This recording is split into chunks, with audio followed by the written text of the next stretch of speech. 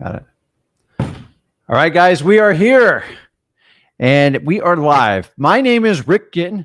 I am the Rick in Flip with Rick, and I'm also known as Dad. More of you guys know my son. He's Zachary. And guys, we're here to talk about, I want to give you the basic blueprint to make 10 grand a month in wholesaling. And honestly, this is the easy one.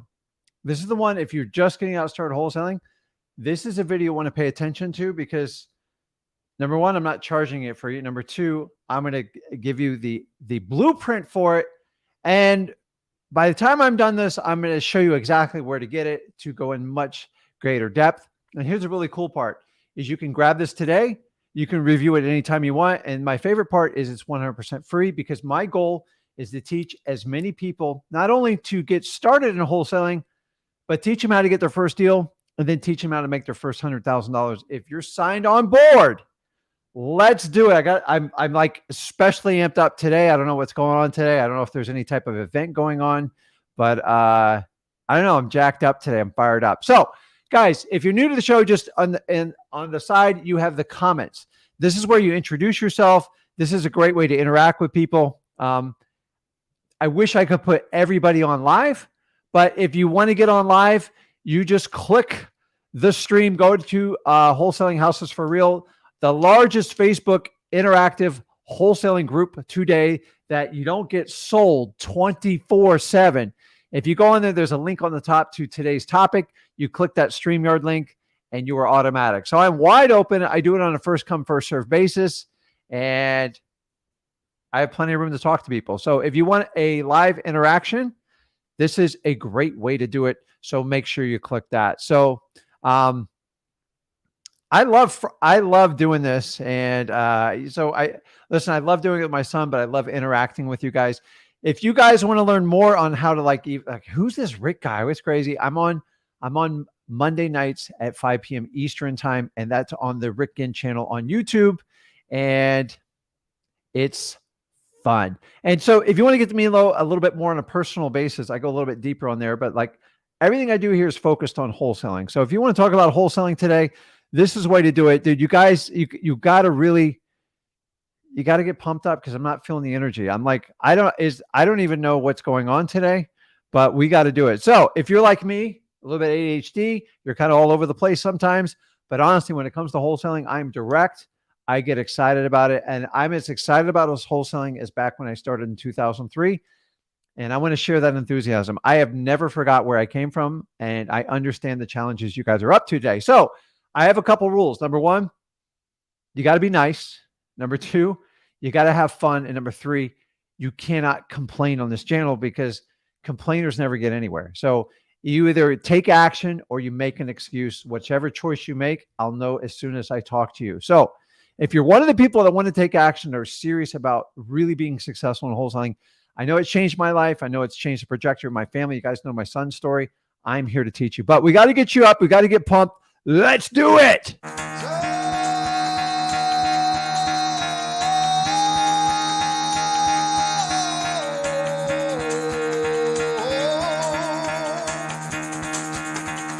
Get the fuck out of bed, bitch. Go.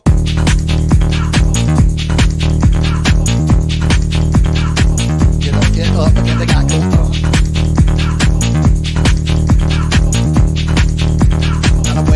Time to wake up, bitch. Get up. Get up, bitch. Get up.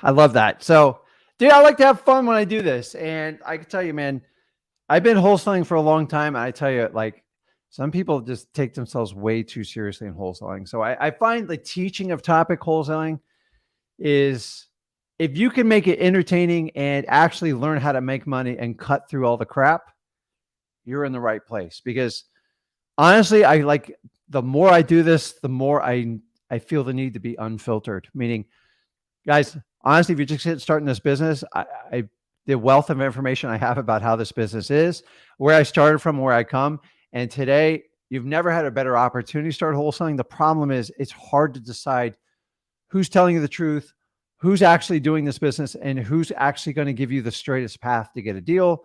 Because I've learned if you complicate it and confuse people, then you can sell them the solution. So me and Zach's mission is just to give you the solution.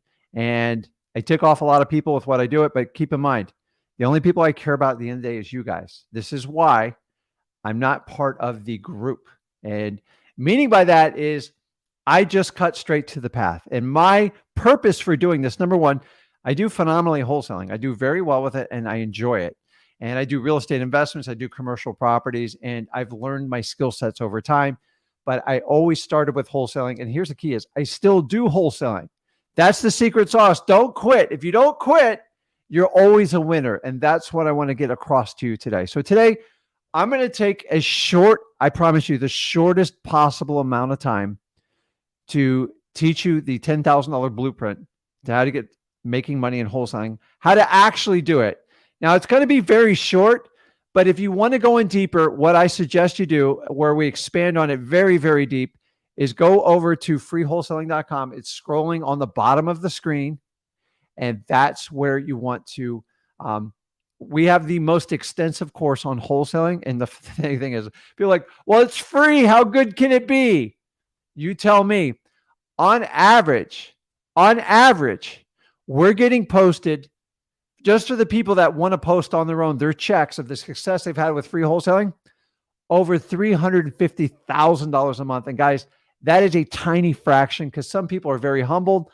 I'm all about sharing victories to help motivate you guys. But the reality is it's just a small fraction and we don't require it. Like, honestly, these are people just posting on their own. Like, listen, what you guys taught me was amazing. And I want to share it with you. And there's no other coach guru in the industry that can have as much success with us. Why? Because I just find that people want to take the most amount of action. I give them the absolute best course to be successful in wholesaling. And if you put the two together, unbelievable things will happen. 95% failure ratio in this business. Why? Because you guys are worked. And I don't want that to happen to you. So go over to freewholesaling.com. It's absolutely free to register there. But here's the key is you have to take action. This stuff does not do it on its own. So, so funny. I love your guys' comments. So I do read them all. I'm fired up today. I don't know what's in the air, man. There's all sorts of stuff going on. So let me get through the training part and you guys hop on the one-on-ones. I'm going to go deep with you guys today because my goal today is help out as many people as I can. So if I have to do it in the comment section, I'm fine doing that.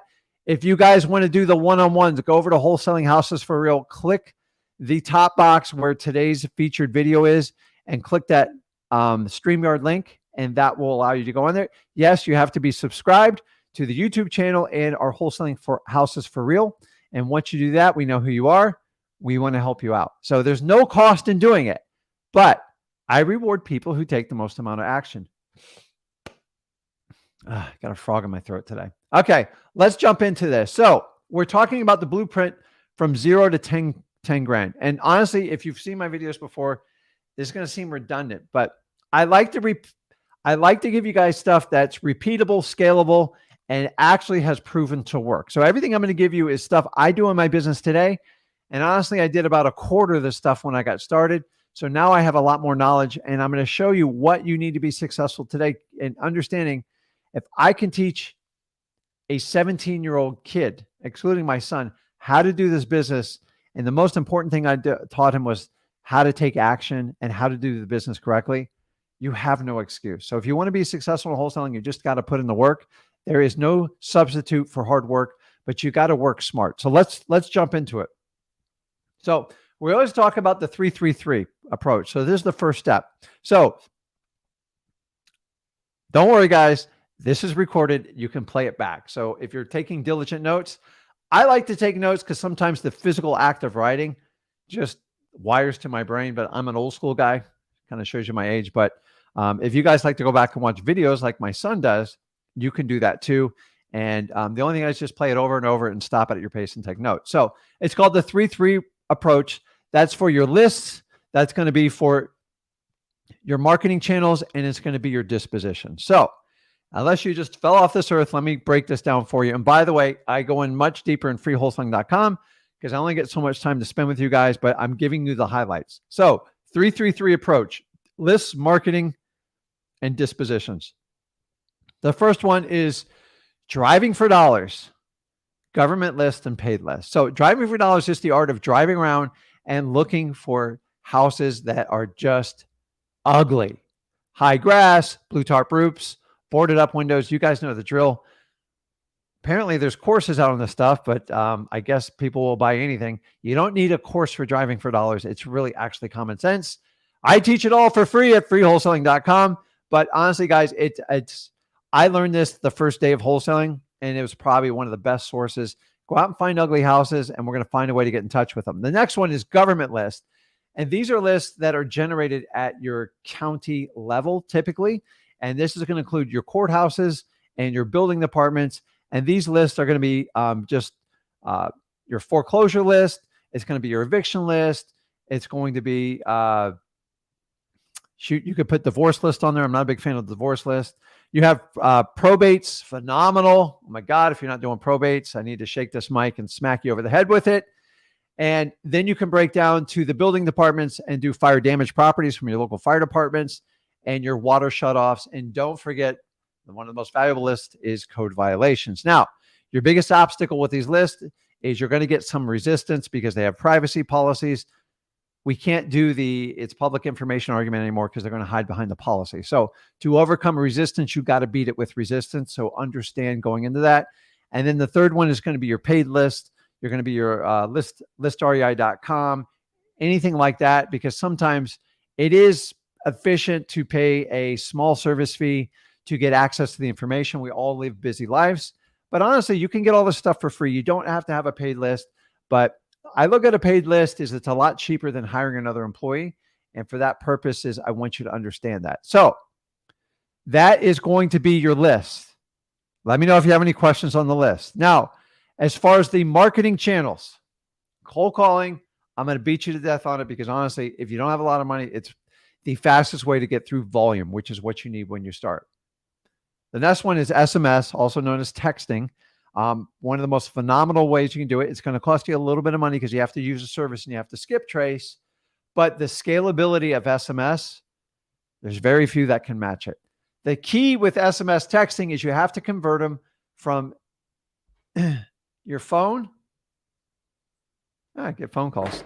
I'm sorry, you have to convert them from a text to a phone call. Don't think you can automatically take deals down via text. Very rarely you can do it, but the idea is you have to engage them to qualify them. And the only way you can do that is you got to get people on the phone.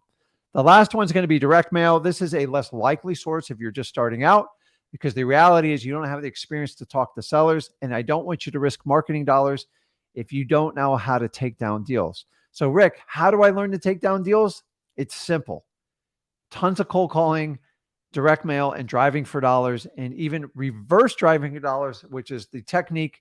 This is another marketing channel. It really falls under driving for dollars, but you go out and put like a sticky note. So you like your yellow Post-it notes, and you can use a stamp or you can handwrite it. It says, I got a quick question about your house. I'll take my pre-foreclosure list or my code violation list, and I'll go ahead and put sticky notes on it. And then if I put 100 out there and 10 or 15 people call me back, I save a lot of time and aggravation, and it works out perfectly to do that. So those are our marketing channels. I am blasting through this because I want to get to the phone call. So the next one, we're talking about dispositions.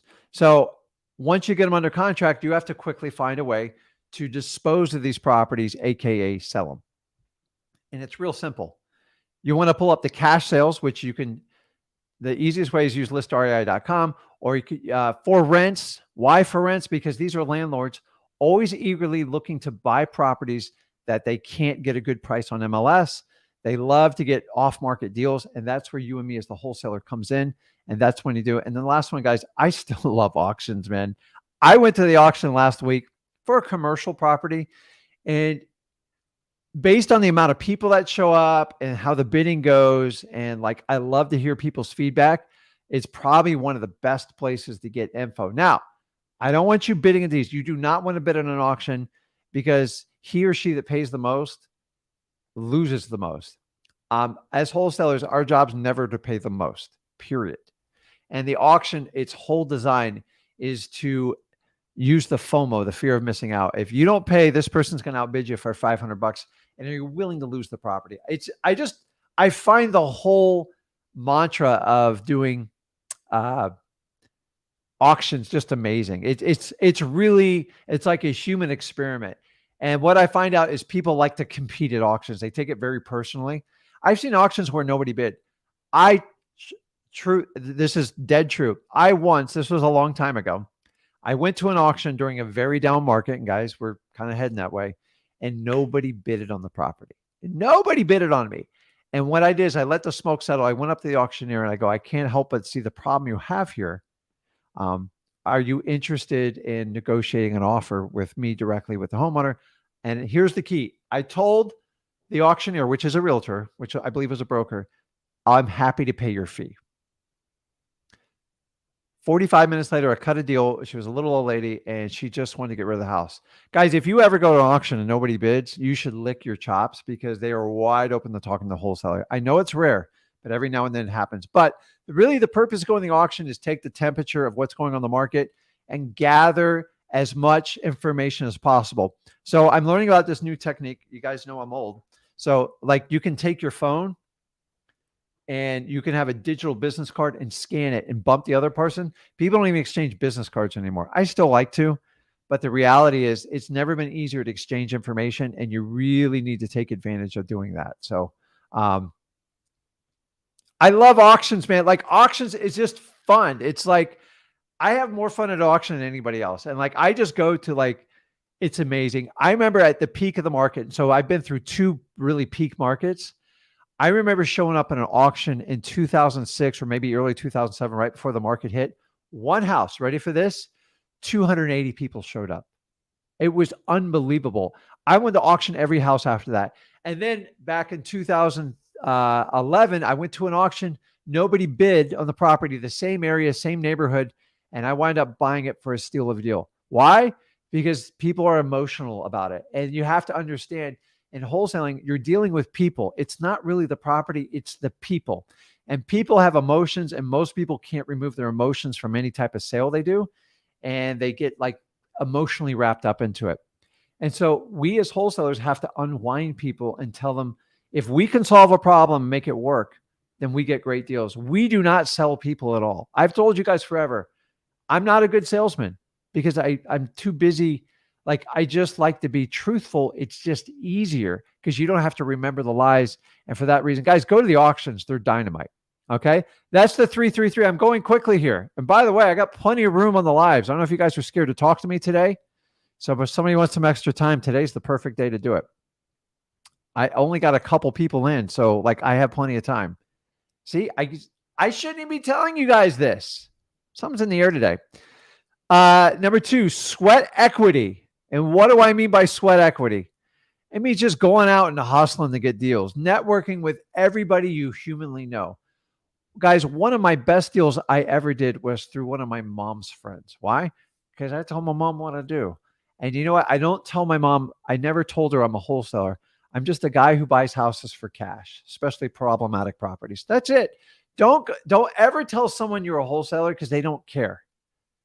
Because they don't know what that means. They're like, what does that mean? Are you like a scam artist, or like, are you selling stuff from Costco? That's sometimes what I get. So I'm a guy who buys houses for cash and I close quickly. You know anyone like that? And as simple as that, from that one deal from a mom's friend, I took over a deal and made over $100,000 on a single family home. And it came out of nowhere. And here's the problem is you have to invest time and energy and tell everybody what you do. And you have no idea when it's going to repay you. But you have to have faith and trust that eventually someone's going to need your services. And the reality is all real estate, it's just timing. All business is timing. Even though they're not ready today, a lot of time when someone passes away or something changes or somebody loses a job or somebody moves away, they need to make quick decisions and you got to be in their face. Number 2, bandit signs, often overlooked. Make sure it's legal in your area. I signed an agreement. I can't do them in my area anymore because honestly, I did hundreds of deals from Bandit signs. I was so good at it and I figured it out. And full disclosure, I put it away. And so my agreement was with me not doing it. So I had my son do it. And he dominated an entire market for 2 years. I mean, dominated. And honestly, while he was in high school, he made a killing on Bandit signs. And honestly, I kind of thought it was dead. So don't ever assume something's dead. Try it, test it out. You don't have to go out and put out 500 Bandit signs. Go put out 25 or 30. Go get a blank sign, get the Sharpie pen from Home Depot or Office Depot, and just write on there. And you want to use 3 lines. The bottom line is always for your virtual phone number, not your personal cell phone number. And then you have 2 lines to get your point across. Be creative, but be simple. Sell your house today, any condition, anytime, any place, something like that. Just don't be the we buy houses guys, because that is beaten to death. And honestly, someone's trademarked that, as stupid as that sounds. Number 3, I talked about it early, reverse driving for dollars. And specifically, this is the sticky note strategy that you attach to the pre-foreclosure list, the most powerful way. Let me tell you why it's so powerful. Number 1, only the people that have some sort of an interest call you back. And number 2, with the advent of Ring cameras, door knocking is, I'm not going to say it's dead, but you can actually get arrested in certain towns for doing it. So you have to be really careful. And honestly, you have to talk through this little thing like, I'm with the Ring door, like who are you? You can't even get past the Ring doorbell. And I find it very frustrating. And you guys communicate to me. We've given up on our side. We just don't do door knocking. We'll do it for specific properties, but we never do a canvas on it because it's so frustrating. And honestly, it always winds up with the cops showing up. So listen, I grew up with like vacuum salespeople in my living room talking to my mom for like an hour. And I grew up with the encyclopedia guy trying to pitch us. If you only knew the internet was coming around the corner. But honestly, I really appreciate like door knockers, but it's really hard these days to do it. Coming in number 4, copy, become a ninja copy. Like guys, I've already told you that one of the biggest challenges in wholesaling is everybody has this giant ego. Look what I did. Look at all these houses I flipped. I'm a superstar. I'm making millions and millions of dollars when you just started in wholesaling. And I want everyone to make millions of dollars. And honestly, I celebrate everyone's victory. I don't care if you use a paid guru or use me and Zach for free. I just want people to be happy in life. Like that is my goal here. Honestly, this is not a war between me and gurus and stuff like that. Honestly, if you use someone paid and you feel like you got value, then go for it. But I'm just telling you, times have changed. When I started out, it was $25,000 to hire a guru. And that was a lot of money back in the early 2000s. Fast forward today, you get the same services between $3,000 and $8,000 on average now, and the dollar's worth a lot less. So you have a much more diluted product, and you have much, with the advent of the internet and social media, you have people that really, it doesn't require any money to get started. And honestly, people tell you if you have a little bit of traction, like even Tony Robbins teaches this, I'm not a big fan of it, is you need to go out and spread the word and teach everybody what you do. But guys, you got to get some miles on your shoes before you tell other people how to do it. Honestly, I never even advised someone till like 10 years into this business. Now, I had the skill set at year 2 and 3, but I didn't have the maturity and I didn't have the discipline and probably was reckless in anybody advised. So I apologize to anybody I advised back then. It's just, that is the truth of the world today, because so many times we see these strategies that come out, and then you find out years later, like it's illegal, it's wrong, and people are like being chased down for it. Let me give you an example. Do you notice like you don't hear much about novations anymore? Because they're problematic. They're creating a lot of problems in the industry. And eventually it's going to be the point, unless you have a full-on license and you're working with a brokerage, you don't even have a shot at doing them. Because if you're a licensed real estate agent, you can't be doing repairs and all the stuff and playing middleman and keeping commissions. But what I'm telling you is sometimes you got to watch where stuff washes out. And when it washes out, then you find out like, oh, that strategy was illegal, or I get in trouble for it. And I hate that part of this business. So we're constantly trying to reinvent the wheel on how to like do wholesaling. Wholesaling, it's still the same fundamentals as the day I got started. It's getting a property that you're solving a problem with a seller that they need to sell. They need to sell. They don't want to sell. And then basically you are selling that contract for a profit. You provide a service. Everybody wins. That's what wholesaling is. But if you try to go around wholesaling, here's what you do. You do a disservice because you never truly mastered wholesaling. And if you don't know how to make money with no money, how are you going to make money when you have money? Because you're still going to have a challenge. So guys, what I'm going to do is, it's up to you guys.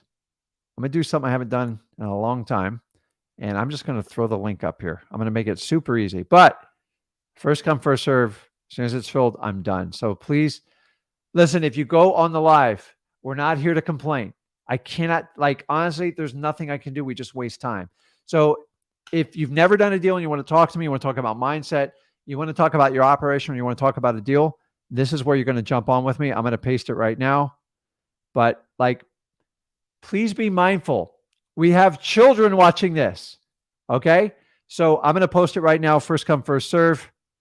And you'll see it under, oh, well, if you can't figure it out, I can't help you, but it's right there. Let me finish up our teaching, almost done. And then we're going to jump on and answer questions. So anyways, if you lose your ego and you utilize other wholesalers' ego, you can easily reverse engineer anyone's success trail. How do I know this? Because I still do it to this day. Why do I have to go out and spend money when I find someone in a certain market? I get on their cash buyers list because I know they don't filter it out, because they're bragging about they have 50,000 cash buyers, which nobody does. I'm sorry. It doesn't, maybe a national database, but even that, probably a huge margin of error. And then I find the zip codes they're having success. I look at the properties they're listing, and voila, dude, you just got $5,000 of free information. Utilize it. They make it public. There's nothing illegal about it. I try to protect you guys so when you become successful, you don't make these mistakes. Because when you get traction in the market, the last thing you want to do is give away. It's like giving away a map to gold. This is why most gurus sell you a map, because it's a map to nowhere. So the reality, if you actually find the gold, why would you let everybody sign up on your cash buyers list only to reverse engineering what you're doing? You guys know cash buyers do it to you guys all the time. You have to do it back. Like, don't reinvent the wheel. Honestly, this is more valuable than a lot of these data companies. And guys, if you don't believe me, go to any Facebook group that has an area where, say it's like, say you're doing Jacksonville, just do Jacksonville real estate investors and just watch the bragging and follow the trail. Now, I'm here to warn you, if the braggers don't have the data, I mean, they can't show you properties and they're not doing like for sale stuff. And by the way, they're supposed to be selling contracts, not property.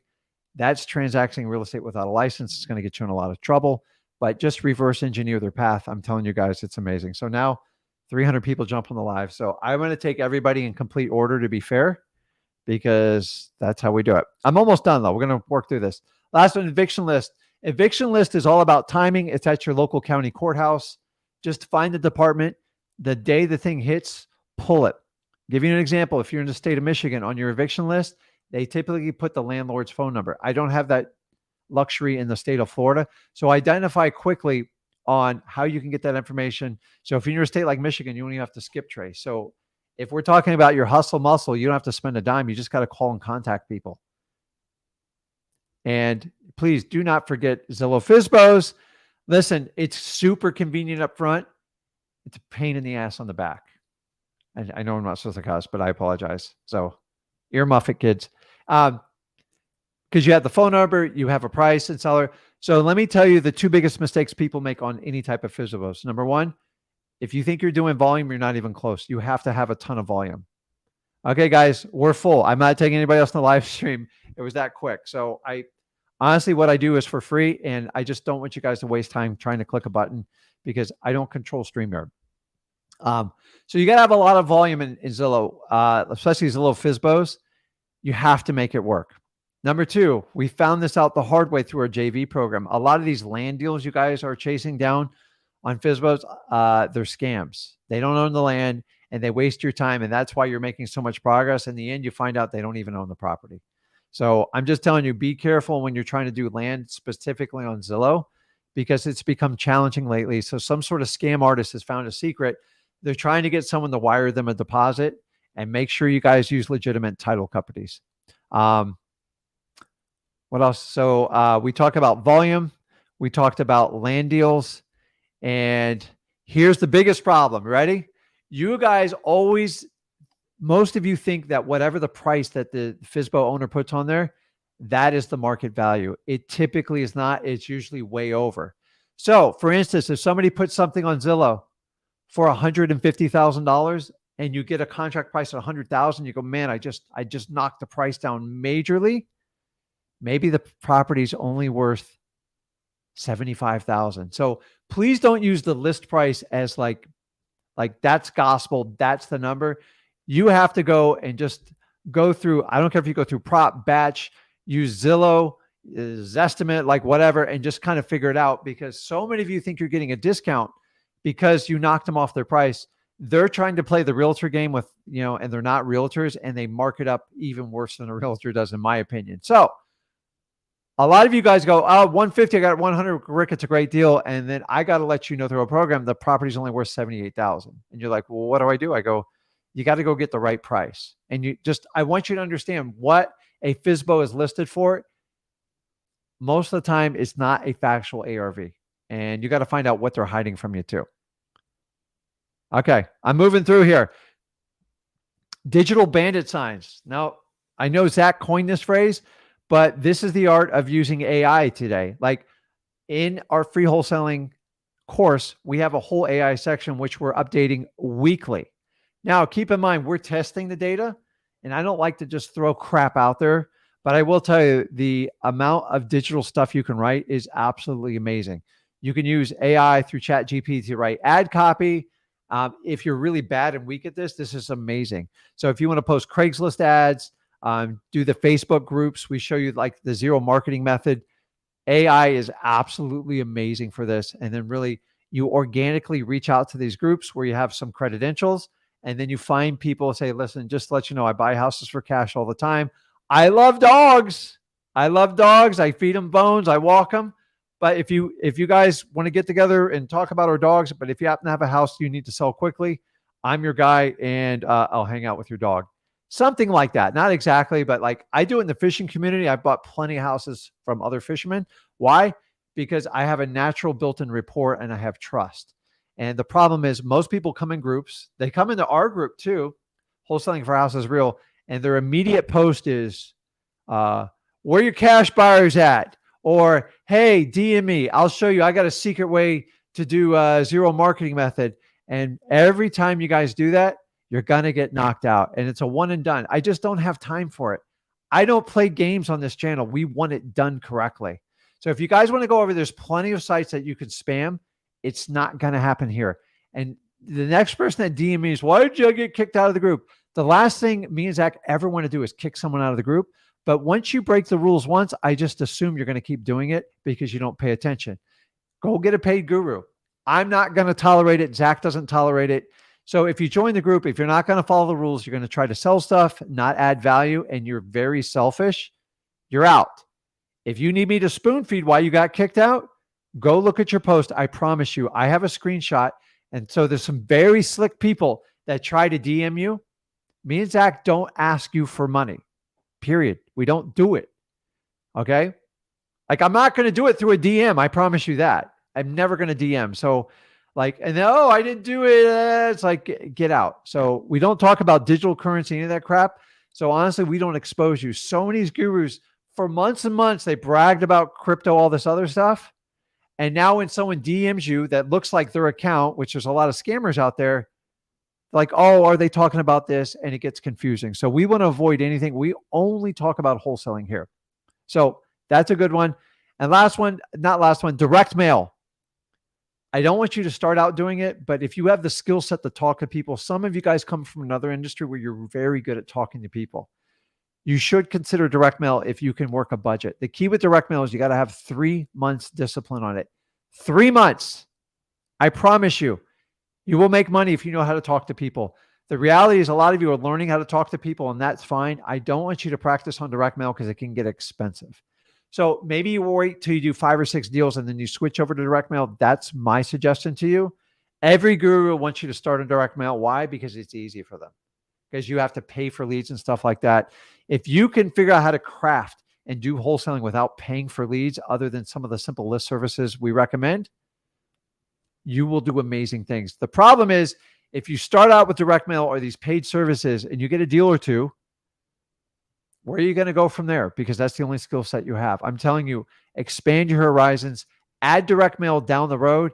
And if you want to learn more how to do it, if you go through Mailing Mastery, I think it's mailingmastery.com. I'll post it up here. I teach you 100% for free. You got to get a good education. You got to understand someone that's done it their entire career. I know the pitfalls in direct mail. Most of the stuff you see direct mail, it doesn't work. It doesn't work because they don't understand it. I make so much money with direct mail. Like, I love it. I would never stop doing it. And if you want to explore that, me and Zach are the people to help you do it, because we are absolute experts. And we've crafted a product with a niche within it that just dominates everything. And I keep it secret for everybody in this group. So use it or lose it type of deal. It doesn't cost you anything. And the last thing is, this is one of the ways I got started on wholesaling, is I JV'd a lot. I was really good at finding motivated sellers. I sucked at the dispo side. So I would bring in other people that helped me sell the deals, and they couldn't believe I would let them make the money. But honestly, I was doing really good volume. And honestly, I was a little bit lazy on the dispo side, but that's okay. They provided a service, and I learned how to negotiate better deals, and it helped me learn dispos. So if you're going to JV with someone, if you're really good at dispos and you find someone that's really good at acquisitions, you try to swap each other's skill set, because eventually you either work together or you separate. Nobody ever does it forever. So like, if you're going to sign up with someone, dispos or acquisitions, just say, listen, I'll partner up with you, but you got to show me what you're doing. If they don't want to show it to you, run. Like, it's a really selfish mood. It's crappy. And I don't like working with people like that. There's a lot of people out there, I'll do your dispo, but I'll never tell you how to do it. Okay, well, I'll use you for a deal or two, and I go find someone else that'll help me do it, right? And I'm going to beat you guys up on this. Cold call. It works. A lot of you guys are starting with little to no money, and I'm just telling you, there is no more efficient way in cold calling, because if you had to go meet with 100 people physically, I can call 10,000 people faster than you can meet with 100. I promise you. So you're not going to do 10,000 deals. You just want to find a few people that want to work with you. But my mentality is, I look at cold calling in 10,000 batches, because I know the volume it takes. If you're looking at cold calling in batches of 2 to 3, listen, I'm not telling you to do 10,000 a day, but you have to have a goal. Like, I'll go through 10,000. If I get 10,000 no's, my persistence is I'll do another 10,000 until I get it. Because the reality is, your first 10,000, that's where you're cutting your teeth to actually learn the business. And I've never had someone actually do 10,000 cold calls with the right list, not make progress towards getting a deal. But sometimes I get people calling me like, I called 30 people and I got nothing. So, guys, I think that's it. So let's go back to the questions, and then we'll start. So guys, I know I hit you with a lot there. On the bottom of the screen, freewholesaling.com. Go check it out. It's 100% free. Honestly, is the best wholesaling course out there. Don't take my word for it. And by the way, all the testimonials I post, they're not like, people send it to me every day. Go to Wholesaling Houses for Real. So many gurus told me what I did would never work. It's going to fail miserably, and you'll never have success doing it. Dude, I've never seen a more successful course out there. Show me it. So, and people are like, oh, one day you're going to charge. Listen, free wholesaling will always be free. I will put my reputation on it, because I give out so much. It's not even funny. So I'll put that on the bottom there. And then I'll remind you guys. So let me answer some questions I marked on here. Somebody, who said that? Let's see here. Let's see. Someone's like, what's the green in the background? Well, let's see. I don't know. I don't know what today is, but someone reminded me somewhere in here. I got to go back and look. And I lost it as usual because I didn't start it. So I am fired up today. I appreciate that. Someone's got to have excitement on here. Let's see. Oh. Someone said, hey, Rick, why aren't you wearing green? Well, I got green behind me. I think that would work. And honestly, if you look there, is that green enough for you? Actually, I have these workout shoes I work out with. I don't know what you ever buy something on the internet and go, I don't know what I was thinking when I bought that. And so now I'm like kind of embarrassed. Not that I'm embarrassed to wear in the gym, but like so many people come up and try to talk to you about the shoe. It was actually a really bad decision. So listen, I make mistakes too, but like, so I'll wear them around the office and then I'll probably head to the gym a little bit later today. But happy St. Patrick's Day. So yeah, money is green, but I love it. So, okay. I had one other question I was going to answer on here. Uh, um, let's see here. So I'm going to answer this question from Philly. So it's a good question, and a lot of people ask this. So it says, Rick, I don't know if you have your license. I don't. My wife does. So just to understand, she's my wife, and she initially got her license actually to do real estate. It had nothing to do with my wholesaling business. So she used to be a teacher. So kudos to everybody who teaches, because it is the most selfless job I think you can do, and it's really tough financially. So she doesn't teach anymore, obviously, but she loves it. So I always have a special place to teachers, because when I went to school, a lot of teachers helped me from making some really bad decisions when I was a young person, and without their influence, I might not be here today having this kind of live stream with you. I was a wild child when I was young, so I didn't have a lot of direction. And I didn't have a fatherly figure to get me through the teen years. And that's why at 33, I finally go, okay, I got it. I know what I need to do now.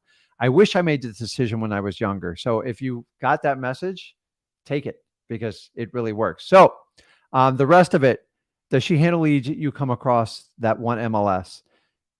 She doesn't, but the company does. So we have agents that work under her. To be honest with you, we're very selective. Being at like the whole buyer's agent we avoid, but doing listings, because we make a nice little spread off of it. It works great. If you can partner with a licensed agent, I will tell you this. If you're going to be a wholesaler, my recommendation, this is just my opinion, so like take it for what it's worth. Getting your license as a wholesaler, in my opinion, puts you in a more vulnerable position than without it. Why? Because now you're held to the level of a real estate agent. And keep in mind, you are not doing real estate agent stuff. So they're trying to write statutes to fix wholesaling by regulating it through a real estate license. I don't know about you, but I don't want to be a realtor. I don't want to be a realtor, and that's my problem with that whole thing. Why would I go get my realtor's license to be a wholesaler? What, to satisfy some loophole? I get it. So if you can have an affiliation with a licensed real estate agent, and honestly, you can get what they call a marketing fee. You're not allowed to earn a commission. You're not even allowed to earn a referral fee. Those are illegal. But you can get a marketing fee because you spent your hard-earned time, energy, or money getting the lead, and you should be compensated for it. And you say, hey, the next one is, what's the average percentage? I ask for a third. It's aggressive, but you don't get what you don't ask for. I fight too hard for my money. The least amount I would ever take is 25%. So 25 is the minimum. I actually ask for 35 on every one of them. Why? Because I hand them people like easily, but I always have it built in. If you can't sell the property, then if you have to revisit the price, let's come back and talk. And dude, getting a license is a real hassle. And listen, I don't have a one all fixes answer, but having people come out and tell you everyone just needs to get licensed. I'm here to tell you, a majority of you guys that get your license and think you're protected, you get tons of complaints. Why? Because people don't understand what wholesalers do. I'm not here to explain to realtors what I do for the most part. I am nothing more than a cash buyer to a realtor.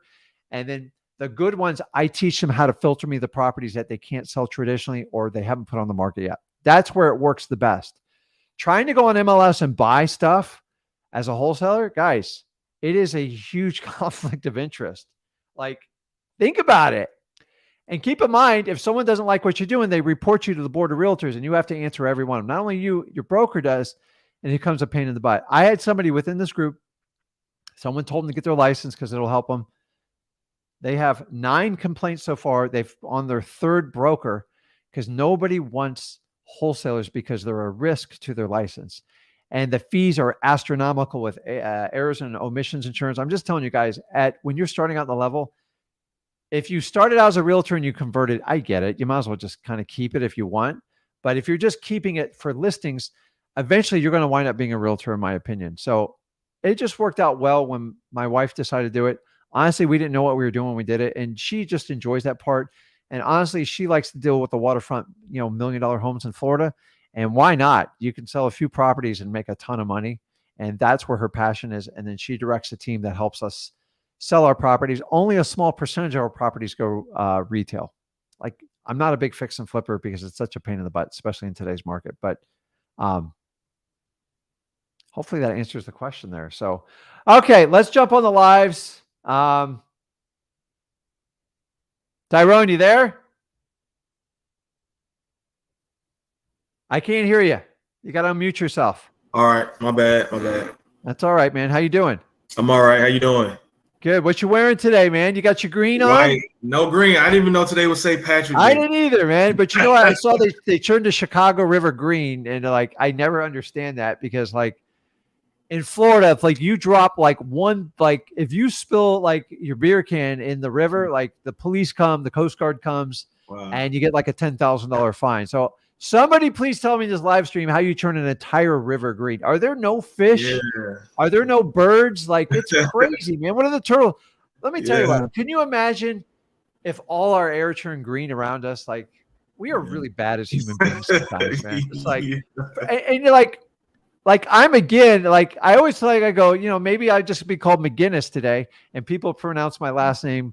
And that like it's like an Irish holiday. I know America has a lot of Irish roots, especially in the Northeast, man. But it's crazy. I think it's the only day Notre Dame matters. But yeah, that's a cheap shot. I know it's terrible. So what's going on, man? What can I help you out with? What's going on, man? Well, basically, man, I've been wholesaling for like a year. I've done like 2 deals, but it's just been stagnant ever since after that. I've been a one-man band since I started, and I'm just kind of tired of that, man. Like, I'd rather just be on the acquisition side and just find deals and just pass it on to someone else. But I can't find someone that's serious. Everyone claims to be serious as me, but I don't hear from them like 2 or 3 days, and then they start complaining about how it's not working. And I just rather be around people that's positive and want to keep, trying at this thing, because I'm in it. So what's your specific question? Because I agree with everything you're saying to a point. But like we got to try to solve a problem. Oh yeah, definitely. I guess with FSBOs, I heard y'all say 70%. So no matter what the pricing of the property is always going to be 70%. Remember, that is a kind of shoot over the bow like test. Because we can't pay retail for FSBOs for obvious reasons. I said the biggest challenge I see with JVing with you guys, which I appreciate everybody JVs with us, is a lot of you guys think the price put on FSBO is the set price. And I'm here to tell you, 9 times out of 10, it's not. So a lot of sellers play games with you. So the property's worth $100,000 and they put it on the market at 150 and you cut them down to 100, you mentally think, dude, I just won the lottery. And the reality sets in when you call your cash buyers, are like, I ain't paying you more than like 78 for that property. Guys, time and time, this is like a huge pattern I see. And if you just go and do your ARV beforehand and just like, you can take in consideration what they put on the market with, but that doesn't mean that's not the ARV for it. So if you use that as a false sense of security, what the ARV is, forget what the fix up and what the condition of the property is. If you can't start at like a 70% of ARV, like remember, it's just a starting point to a point. How are you going to negotiate? Like if you're trying to take off their list price. And so I teach people to just ignore it because it doesn't matter what they list it for. It's really what is the property worth and what's the discount you can get. Most of the time on FSBOs, if you can have people that have properties that sit on the market for at least, in my opinion, 90 days plus and multiple price reductions, it usually indicates there's some sort of issue. Now, sometimes the seller's just crazy. Like I deal with this all the time. And I got to tell you, the wealthier they are, the more difficult they are. And I get really frustrated on high-end properties, but like that's the game I'm learning. So I want to work with people that want to sell that need to sell the property, not want to sell. So that 70% helps you filter the want versus the need quickly. Because listen, if you've ever owned something you want to get rid of, and like you've had it for a while and it's eating you alive, dude, I've been a motivated seller. I have been I've had boats I wanted to sell because I was motivated. I own a lot of stuff right now. I have on the market. Just it's frustrating sometimes, and sometimes you get to the point like, let me just sell the dang thing. Like, if and then like I like to hit people a level of frustration. Like they're like, hey, I want to sell it. Like, are you for real? And I just did a deal that I worked on for a year and a half on a commercial deal, and the guy just couldn't sell it. I knew he had a problem, but I had to wait out the year and a half. So I let the market speak. The market basically said, we're not giving you an offer as is. So we had a major roof issue on a commercial building. And I finally shot an offer that I was embarrassed to submit. And he's like, hey, if you can add like 40 grand to it, I think we might be able to do something. And then we haggled for another 2 weeks and I got it done. But I had to wait him out and it was frustrating. But if you can find people that have a problem, that's how wholesaling works. The problem is we chase everybody who wants retail, which unfortunately is what you're going to do with FSBOs. You have to find a way to filter them. Otherwise, they just drive you nuts all day. So I look for multiple price reductions. I like 100 days plus. I got a shot. Someone's got to be able to move on those properties because a lot of people, like the odds are either they have it majorly overpriced, but odds are there's a problem with the property. It's ugly or like there's some terrible repair and they don't want to be honest with people. And eventually, I used to use the line on FSBOs. I said, are you tired of playing the games? And a lot of times they go, and you know what it is. Like right now I'm selling an asset. It's on the water. This is a deal I actually got with real estate and dude, it cost me a fortune. And I'm playing the game now. And like, I hired someone to help me. It's just a nightmare. It's like, I go, just find me someone who wants to make me an offer. I'll make this so easy. I'm looking for that type of person because if Rick Ginn can be that person, that means anybody can be it. It's all a timing issue. That's all it is. That's why you have to have massive volume in FSBO because that's the only way. Now, as market conditions change, you all notice people talking about, oh my God, bank failures. I was talking to some sellers this week and they're like, oh my God, the banks are failing. We got to do something. It's just emotional decisions. Guys, there are issues with the banking system, but it's not affecting homeowners. I'm sorry. Yeah. If you have 250K in the bank, you're insured. Like, I don't think you have to worry about it. I'm not going to talk about how the government operates this stuff, but the reality is, like, so you watch CNN or Fox and go, oh my God, there's a bank failure. Sometimes you hit people at the right time. I will tell you when the stock market has a huge bounce, like when we went through the pandemic and like those triggers hit where they had to stop the stock market. Oh my God, it's a great day for cold calling because like everybody feels the fear. So if media drives the most amount of fear, I don't want you guys watching the TV, but you need to be. I don't watch my TV. So I limit myself to 10 minutes of news just to kind of get a pulse of what's going on. And I walk away. Yeah. Because all they do is repeat the same crap over and over. So, the 70% is to help you just get a filter because like you can't sit here screwing around people at 90, 95%. So you're in realtor territory and you have no business being there and you got to find a way to get through it. So y'all stay right there at 100 days. Y'all don't go no lesser than 100 days. 90, like 90. Because 90. Okay. The thing is, the market has a cruel way of reminding people that they're wrong. Okay. So instead of you, Tyrone, saying you're wrong, going, listen, after 3 months, something's wrong. Either the property is a dump or you just don't know how to price it or you don't know how to talk to people. Okay. So any of those three is an open door. The problem is you got to stack the odds in your favor. Because the reality is you're not a retail buyer. And if you try to act like I have so many people try, well, I got it for 85%, but he's motivated. I go, well, what are you going to do with it? Unless you want to own it yourself. Wholesaling, guys, you got to find people with problems. You got to solve it, move on. And you got to get rid of the retail game in between. It's a pain in the ass, but that's what comes with FSBOs. The only way you can make up with it is volume. Okay. If I talk to a couple hundred people, there's usually 3 or 4 that I can even try to work, and then you're still molding and claying with them. So you're always working with people. Listen, I already told you the challenge with FSBOs, it seems really easy up front. It's a perfect concept. That's why a lot of people sell courses and everything on it. You get the phone number, you know the price, you know the seller, they want to sell. Great. The problem is they're trying to get the highest and best price for it. You're trying to do the exact opposite. So you see the conflict of interest. Now, most people BS to a point. They want to sell it. Now, why does somebody sell a FSBO, Tyrone? Why do you think? Why don't you think? Well, from talking to a lot of sellers, they just be trying to save money. They say they don't even want to deal with all of that. With the you know what the reality is? What they is would it? actually they would take home more money if they used a realtor. It's the truth. Mhm. And I'm not advocating for realtors, but if the realtor does everything for you, they know how to professionally negotiate. They get whatever 5 or 6%. They'll probably get it done quicker. The reality is, this is a national argument. The realtor fees baked into the sale price. So in essence, the buyer pays for the realtor, not the seller.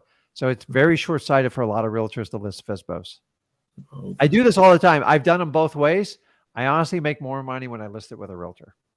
Okay. But they're stubborn, and that's what you're dealing with. So the reality is they want to get rid of the 6%. They want to get rid of some of the transactions and closing costs. So on average, they expect a 10% discount. But the problem is they price it just like they are a realtor, and none of the service comes with it, and all the drama comes with it. And the reality is you got to get them down to a number where they'll negotiate. So I always just try to play with them. But if somebody lists a FSBO on day 3 and you call, yeah, you're not getting nothing on day it's like 3. torture, man. It's like, Yeah, like you're not you getting gotta be nothing. like, and I just don't want you guys to do that. Same thing on MLS. It's the exact same thing. If a realtor lists and the client wants tippy top dollar and you know it's overpriced, every deal that I put on MLS, I get these BS contracts because these people teach us the course because I get the exact same buyers. I tried them once and they never followed through. They didn't have the money. They were trying to wholesale it on me. I gave it a shot because of a property that wasn't selling. But understanding, guys, when you go to market, the reason why people are telling you to do a lot is because it just seems really easy on the front. So if you want to take that strategy, it's not the worst. But the reality is you got to find people that have issues. And how do you filter those people out? If you call every FSBO, it's like annoying. It's like, I get it, dude. I've done it. I hate it. Zach's much better at it. Zach just enjoys it, but you only have so much time in the day, and that's the challenge. So we use some basic filters. You guys have to adapt them to your style, but the reality is on FSBOs and MLS, you have to find problems. And so how do you find problems? You look for clues. If it's not selling and there's multiple price reductions, I promise you there's a story behind that property. And that's it. If you call every FSBO, you can do it, but you have to play a volume game. And most people aren't willing to do it. Calling 30 FSBOs, guys, will not get you a deal. You might get lucky, but for the most part, it's going to suck. It's just the truth. So that's why we want you chasing down government lists, doing all that. Why? Because they point you in the direction of a problem. Yeah, I've been trying. I haven't gotten anything. I've been pulling the code enforcements and probates. I'll do the government list all day long over the FSBOs. Now, why we recommend doing FSBOs up front, especially people short of money, because you do craft your conversation. And honestly, when you start getting better at talking to people, then you should have a better conversion rate. And then you can start switching to some more advanced lists, even government lists. And then you can even do small paid lists. And that's worth it. And then eventually you graduate to direct mail. That's why I never recommend people starting out with direct mail, because I struggled when I talked to people when I did direct mail. Someone taught me you got to do direct mail up front.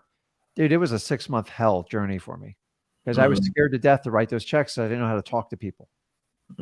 So I learned the more you talk to people, the better you get at this game.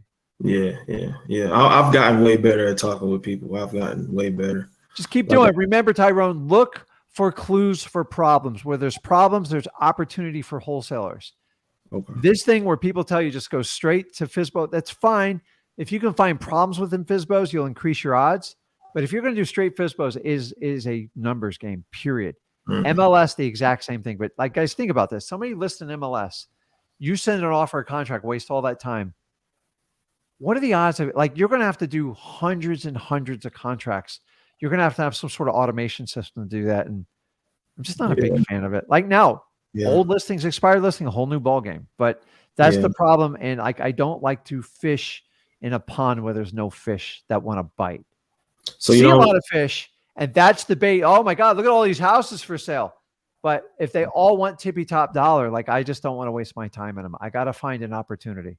Find a problem, find an opportunity. So even with on markets, if they over like 120 days, you suggest not to do those either? So you just got to decide what your filters are. So the main thing is go back to look to the deals. Did you have success? And just duplicate it until you can keep stacking the numbers, and then you can take some risk and go out from her. You just need to get a deal now. Like I've been there, dude. Like I hit it out of the gang park in my first like 6 months, and then I struggled for 3 months. I'm just like, maybe I should quit. I didn't quit. I thought about it. but like I just kept going, and you just start to find little clues. And a lot of the stuff is just your mind opening up like, okay, I get it. Guys, the one thing you have to understand in wholesaling, if you can find problems, you have an opportunity. If you think you're going to get a deal on a straight retail deal, like even realtors struggle on those deals. That's why they overprice them to play games with everybody. So hunt for problems. That's why I always tell you government lists, code violations, everything, all that stuff, just hunt like crazy. And then we break it down to free wholesaling and try to show you ways that, hey, here's the issues with pre-foreclosures. I went through an entire series. You guys can Google it. You can go on YouTube and find it out. I show you the sweet spot in pre-foreclosures. Don't waste your time. Either you hit them up front or move on with your life because they want to dance with you forever. And they call you at the very end to try to give a Hail Mary and you can't help them. As a newbie, it's just impossible. So I want you to understand there's a million ways to do this. I would hunt for problems, Tyrone. I think you've got the message clear from this one. Okay. I appreciate you, Rick. Okay, man. I'll talk to you. See you. Hunter, what's up? Hey, Zach, what's up? It's Rick. I mean, Rick, my bad. Dude, that's a compliment because my son's much younger than I am. And how old are you again, Hunter? I'm 18. Okay, so you're close enough to Zach's age. So Yeah. what's going on, man? What can I help you out with? Okay, so last time I spoke to you and Zach, I think I spoke to you last week about pulling these lists, and the thing is, like I said, I don't have any money to do anything, so I can't purchase the list. But almost I can't go to for the courthouse for like all the pre-foreclosures, probates, all that. I can't do those because they require like a whole subscription fee. How much? How much we talking here? I think it's like $160 or something like that. Is that per year? No, per month. That's insane. You're Yeah. talking about, so which list in particular? Just for all the courthouse, like they don't give you access to the documents up front. So what state are you in? Louisiana. And then I also did I'm waiting. The only one I have hopes for right now is code violations, because I emailed them, but he said it's kind of a lengthy process to receive that list. And then but for water shutoffs and fire damage, they both also require a fee. Okay. So all you are is getting fee, right? Yeah. So I'm wondering if I should just keep trying to do it. So let me ask you, did they ask you for a fee for a foreclosure list? No, I was asking for probates, but it's Yeah. like it's organized to where you can't access any like type of documents without So have you gone in person or did you get this over the phone? over the phone. Okay. So you got to listen, like Hunter, you got to go in person to get what you want. So an email is, I guarantee you all I know. A phone, about a 30% probability. Sometimes you have counties that just make it easier. In person, it's very hard to turn down. I know it seems like, let me ask you, are you concerned going in person? I get it. It's a pain in the butt to get in a car or get a ride to do it. Do you have a way you can get down to the courthouse? Yeah, I wanted to say that too. I can, like, I talked to them and they said their computers, they give access. Like, you don't have to pay unless you're printing, I guess, but they give access to all of it once you're at the courthouse. Yeah. But my thing is, I can try to find a way to get there, like some time of the day. But my thing is, I don't know how to. Once I get there, I'm not gonna know how to like even pull it all up or like organize it. Like, do I just email it to myself? Like how? So the first thing I do as Hunter is you have access to the internet, obviously. So what you want to do is research, like probates, find out what the statutes and how it works, particularly in your state. Well, counties vary a little bit, but for the most part, they got to follow rules of the state. So you understand the process and you understand the definitions. You got to do a little bit of homework. This is where some schooling pays off.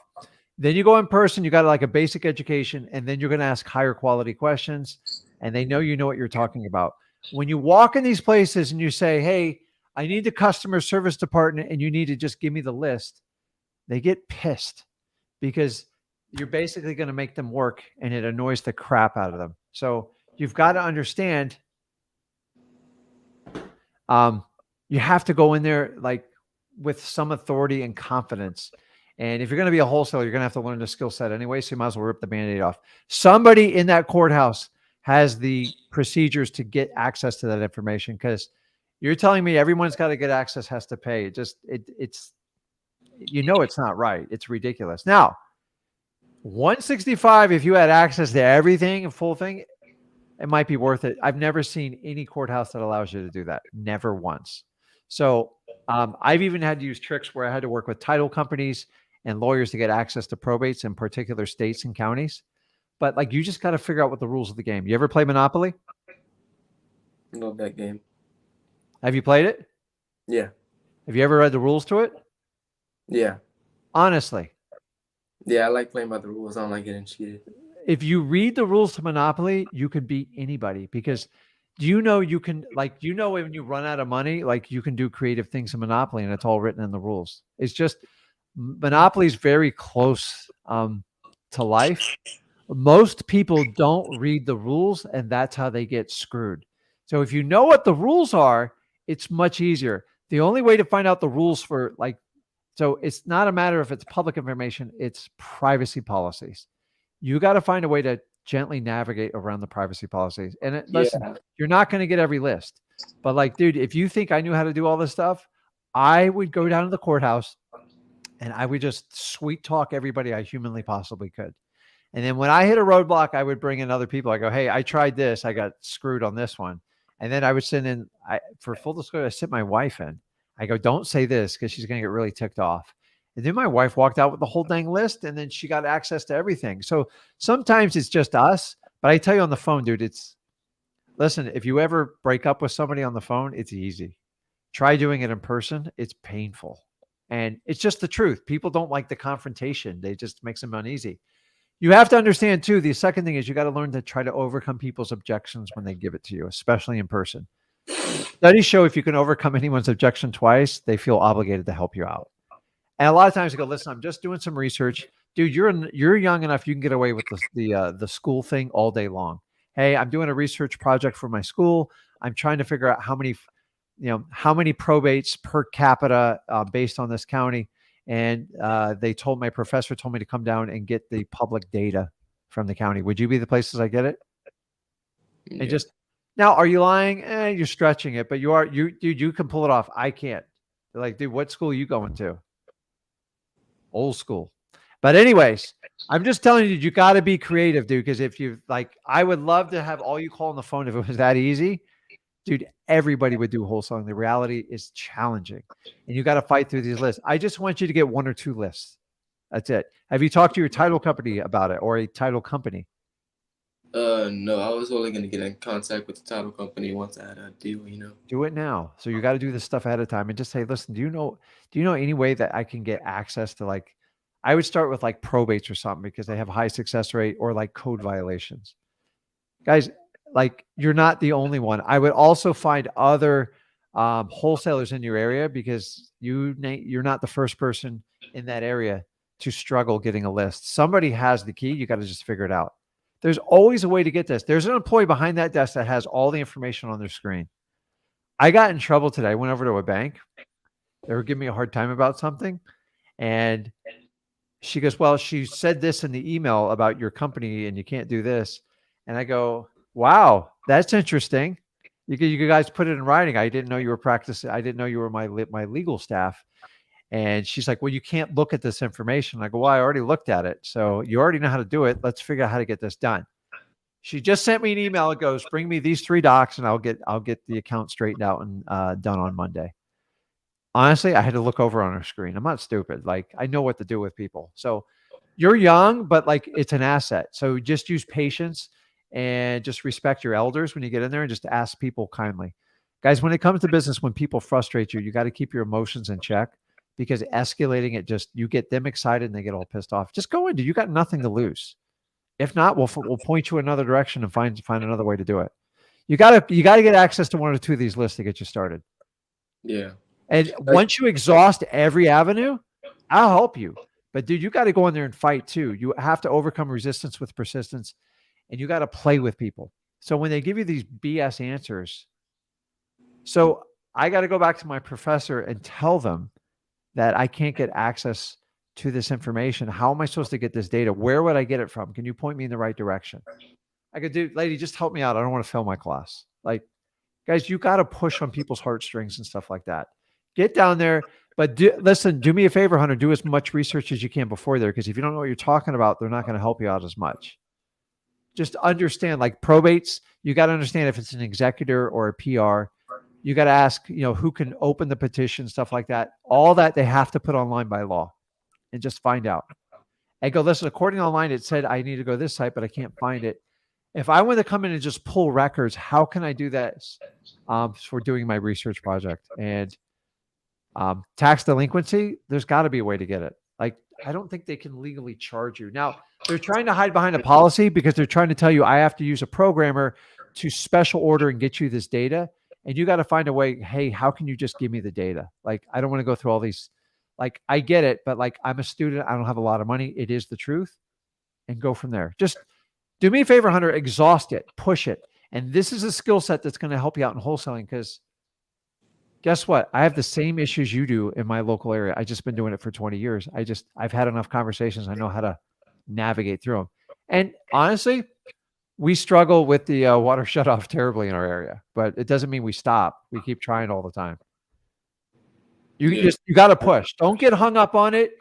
Go and exhaust it. But if you're saying you went far as you can on the phone, that's not the truth. So you got to hold yourself accountable and push. I know it's a pain in the butt, but like, welcome to wholesaling, man. You got to just like man up on this stuff and get it done. And then when you hit a complete dead end, we'll come back on and I'll keep fighting for it. But I want you to keep pushing it as hard as you can. And guys, when I say push, it doesn't mean piss people off and attack them. It just means, hey, Rick, I've done everything you said. I'm exhausted. The phone call, I get it. It's convenient, but you got to go a step further. And if you got 5 or 6 lists, try to just get 1 or 2 by the next time we talk, and then we can attack that list. Yeah. Okay. Well, I got a question because I forgot to mention, but I also did tax delinquency, and this is the oldest I feel like I've done because, well, it took me a while. I was like calling for like an hour or two, just calling different people because it was like a confusing process on how to get to it. Yeah. But I finally got to it, but I'm confused as to like what it all like. Basically, it says, okay, whenever I talked to them, they said they couldn't give me they were telling me they couldn't give it to me. They couldn't give me the list because they haven't got the 2023 or 2022 information on the tax yet. Just tell them to give you last year's list. Yeah. So Same thing. I was like, can I get the 2022 year? And then like, they told me, well, yeah. And they directed me on who to call, where to go, and stuff like that. Okay.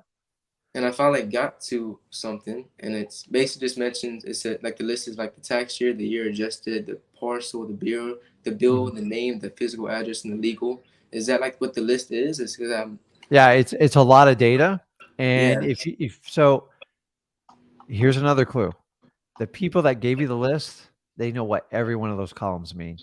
So just take a pen and pad and just take a note thing. Once you have the list, just print out like 1 page.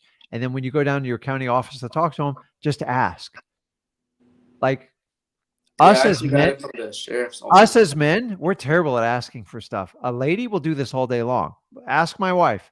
Dude, I could be lost, physically lost, and somebody walk by with a map. You let your ego get in the way and go, I'm not going to ask. Just freaking ask. It's faster. I'm telling you, man. Like my secret to a lot of my success, I just sat there and I used the people that write the privacy policies. Tell me how to do it.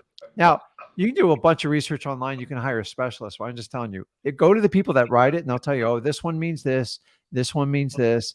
And a lot of times, honestly, with Google and stuff, you can so answer the questions you can on your own, and the ones that make no sense to you, go down there with a pen and pad and go, hey, what does this mean? And just go, dude, I'm just a regular kid. I don't understand what it means. If you listen, I'm a big firm believer is I never show people what my worth is. Like I'm a regular Joe, dude. Like honestly, but I don't go, oh, I have millions of dollars. I own all this property. You got to tell me this. I go, dude, I'm just a regular Joe. Can you walk me through this? Because the minute you try to be a superior on people, they don't like it. And it's embarrassing to them. So you going in, just say, dude, you're young. You don't have a lot of money, and that's perfect. And you're telling the truth. So just go in there and use that. Go, can you explain this to me like at a kid's level? Remember, if you can learn anything on a 3rd grade level, you can master it majorly. Most people are taught through jobs in college, you have to be an expert on everything. No, just explain it to me. I'm a regular dude. Okay? It's easy, dude. Just go in there and ask them. Your kind of going about don't get lost in the weeds on this stuff. Your job is to locate people that need to sell their house. So the faster you can figure out these lists and sort them out, but keep in mind, dude, you're 18. I know it's taking a little bit longer. I didn't start till I was 33. So honestly, you got like 15 years ahead of me to master this stuff. Just take a month and master it all. And once you master it, you're going to be shocked on how many people you can find after this. So I get it. You're having some challenges with it. Just keep going.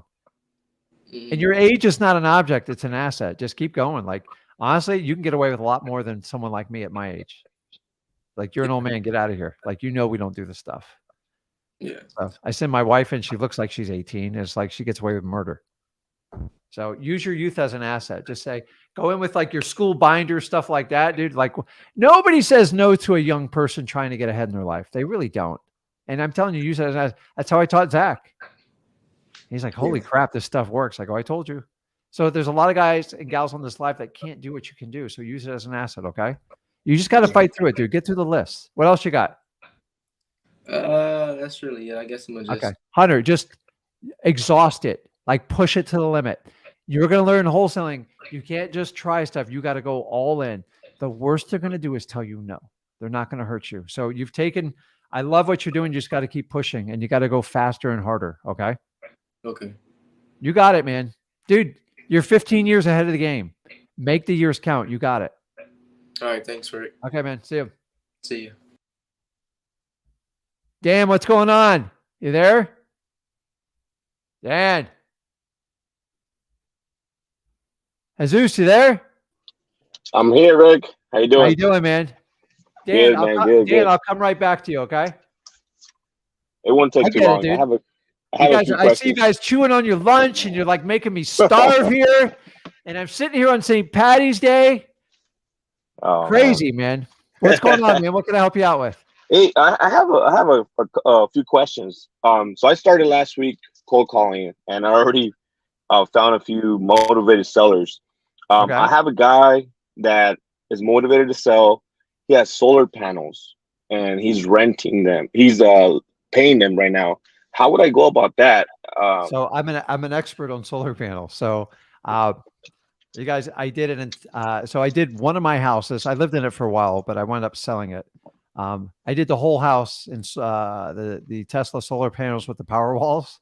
So I know exactly how this works. So ask me your specific question and I can answer. So when I try to find a buyer, how do I add in the solar panels in there? Do I need it? So is the I don't know how to person sell that's with them. So is the house being rented or is the seller looking to liquidate the house? He's looking to sell the house. Okay. Does he have a renter in it? He has a renter in there, but he wants to get him out already. So simply ask the seller, does he lease the solar panels or does he own them? He leased them. He just had him for 3 years. He still has to pay him. So ask him. So if you want to get in the weeds on it, ask him what his payment is and what the cost savings is on it. Because that's what everybody wants. So most people are horrified of solar panels. What state are we talking about? Nevada. Okay. So you guys got good sunlight there. So it's a good state for it. So most of the time solar panels are an asset to a house. You much prefer when they own it because they just record a lien like a mortgage on the property and it gets satisfied when it gets sold, or they can transfer it. But the reality is when they lease it, people try to get into it for cheap. So the only way you can have them, so you have to look at the contract, and there's rules within the contract when the property gets sold. So I would find out if he's serious about it and you got a good deal, find out what the rules are. And then most of the time it's stupid to pull them out. Here's the challenge with solar panels. Do you know if they went through the roof on it or they wrapped it around the roof? Honestly, I don't know. I'm going to walk the property with questions. Because for most solar panels, just so you guys know, they got to punch a hole in the roof. It's heart-wrenching when they do it to your own home. But that's the cleanest way to get all the piping and all the wiring and feed the cells. So a lot of times they do lease, they'll run it on the side of the building and over, because if it ever expires, they're not doing damage to the house. Because the reality is taking that solar panel down, if they punched it through the roof, it's really costly. And someone's going to have to eat that bill. So the reality is in Nevada or like a state like Florida, where they get a lot of sunshine, is they use it to offset their energy cost. And so he knows what the savings is on it. And that's, in my opinion, if it's cost effective, why not just keep it on there and transfer it over? So say if it costs $200 a month to have, but it offsets his energy cost by $200, then I would leave him there. But some Okay. people sign some but here's the problem. Some people sign some crazy financing agreements or lease terms, and you got to know what they are. So Yeah, just according read the to rules. him, Yeah. he has a really good deal and he's saving a lot of money. So I'm gonna ask for the contract so I can go over it. But like, listen, here's the deal. Like, here's what I say to people. I appreciate you putting those solar panels on it. It has no value to you and me. You can't tell them I'd pay you more for it because it actually complicates the deal. The crazy part is I've sold a lot of houses with solar panels. I've sold even little rental houses with them. People, like a lot of people, are scared of them. They don't understand them and they're confusing. So for that point, I don't give them a premium for it. Now, if you have an entire Tesla system and stuff like that, it's $180,000 program, and that's a whole different. But most of them are these Normal. yeah, they're just Regular. and they're ugly, and a lot of people don't like to look at them. So honestly, as many people as you attract, you chase as many people away, and that's not a great thing for wholesale. So don't pay a premium for it. Number one, find out what the rules for terminating his lease or when the property gets sold, because every property eventually gets sold. They got to have some sort of clause in there. I assume there's a transfer, and they usually charge like $150 to put a new owner on it. But if it's going to be a homeowner type house, do you know if it's going to wind up being a homeowner type house or a rental house? You think in the long run, It's probably gonna be a rental property. So that would be a benefit to a renter, though, wouldn't it? Because it offsets their. So listen, just find out if they went through the roof, what the terms of the lease are, and how they transfer it. And remember, it's just a minor little inconvenience type of deal. Just figure it out. If he needs to sell it. Worst case scenario, they just dismantle it and take it back. So they have the ability.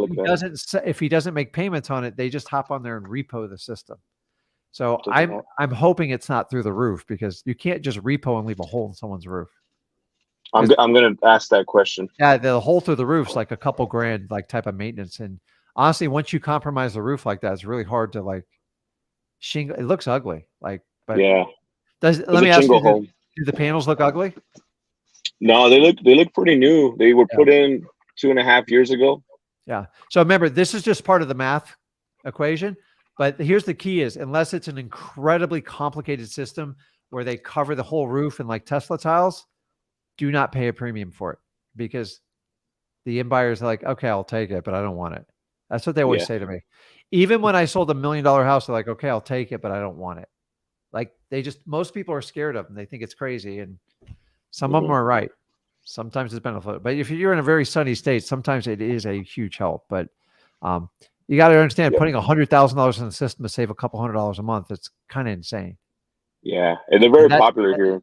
Yeah. So if they're popular and you're in a sunny state, but like in some states, like, well, I know California, like they're mandating it, but like up in the Northeast, it's not even cost effective. And when they get covered in snow, you can't even use them for a few months out of the year.